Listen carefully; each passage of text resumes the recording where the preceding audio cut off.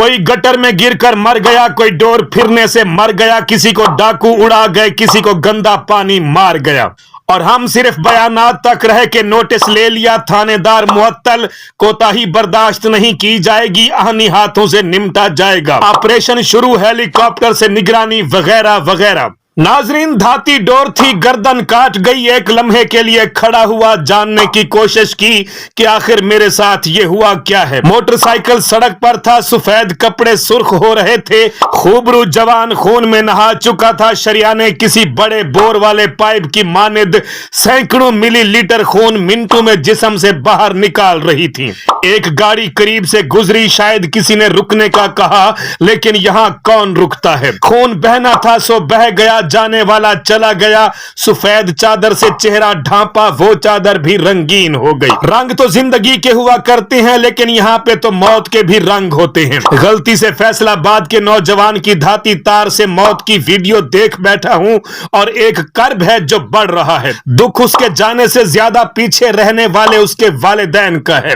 اگر وہ حیات ہوئے تو یہ زندگی موت سے زیادہ تکلیف دے گی. آپ بتائیے کہ کیا یہ کوئی آسان کام ہے؟ اولاد کو جنم دینے سے لے کر جوان ہوتے دیکھنا, امیدیں باندھنا, ان کی آواز سن کر جی اٹھنا, اور پھر ایک دن ان کا جنازہ بوڑھے کندھوں پر رکھ کر دور چھوڑ آنا, یہ دکھ گھن کی مانند اندر سے ہی انسان کو خالی کرتا ہے. دن تو کاٹ ہی جاتا ہے, رات ہوتی ہے, اور اولاد کا خالی بستر نظر آتا ہے تو سسکیوں سے روتے ہیں ماپے. لیکن خیر, جاؤ بسنت مناؤ, کون سا تمہارا کچھ لگتا تھا. تم نے تو نہیں مرنا, تمہارے پاس تو کار ہے, اس میں دھاتی ڈور داخل ہی نہیں ہوتی. جو یہ آلہ موت تم بنا رہے ہو, بناتے رہو, پیٹ بھرنے کے لیے ہی کر رہے ہو نا سب کچھ, لیکن اس کی آگ پھر بھی نہیں بجھنی. اور جنہیں یہ سب روکنا تھا, اوہو کیسے حساب دو گے یار. کوئی گٹر میں گر کر مر گیا, کوئی ڈور پھرنے سے مر گیا, کسی کو ڈاکو اڑا گئے, کسی کو گندا پانی مار گیا. یہ سب ہیومن ایررز کی وجہ سے ہوا جو بالکل درست کی جا سکتی تھی. لیکن آج 75 سال بعد بھی اخبار کی وہی سرخیاں ہیں کہ نوٹس لے لیا, تھانے دار معطل, کوتاہی برداشت نہیں کی جائے گی, آہنی ہاتھوں سے نمٹا جائے گا, آپریشن شروع, ہیلی کاپٹر سے نگرانی, مرنے والے کے لواحقین کو 1 لاکھ کا چیک دے دیا گیا. کیا 1 لاکھ کا چیک دینے سے, نوٹس لینے سے, تھانے داروں کو معطل کرنے سے کچھ بہتر ہوا؟ نہیں ہوا. تو کیوں؟ کیونکہ ہم نے اپنی غلطیوں سے نہیں سیکھا, ہم نے قانون سازی یا تو کی نہیں, اور اگر کی ہے تو اس پہ عمل درآمد نہیں کرا سکے. یہ ڈور کہاں بنتی ہے کیا کسی کو نہیں معلوم؟ یہ بسنت کہاں منائی جاتی ہے کیا کوئی نہیں جانتا؟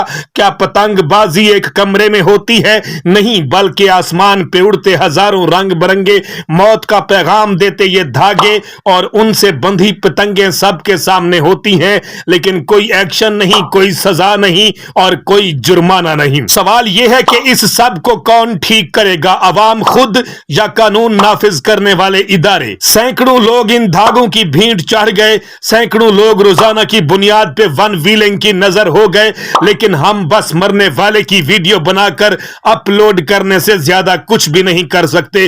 ہمیں ہمارے اداروں اور جملہ شہریوں کو سوچنا ہوگا کہ کہاں کہاں ہم غلط ہیں اور کہاں کہاں بہتری لائی جا سکتی ہے. اگر ہم یوں ہی خاموش تماشائی بنے رہے تو روزانہ دھاگوں سے گردنیں کٹتی رہیں گی, نہ مرنے والے کو علم ہوگا کہ مجھے کیوں مارا گیا, اور نہ ہی اس کے لواحقین اپنے لختے جگر کا لہو بہانے والے کو ڈھونڈ پائیں گے, اور بس انجام یہ ہوگا کہ پتہ نہیں یہ کٹی پتنگ کہاں سے آئی تھی جو کسی بے جرم کی زندگی کی ڈور کاٹ کر چلی گئی.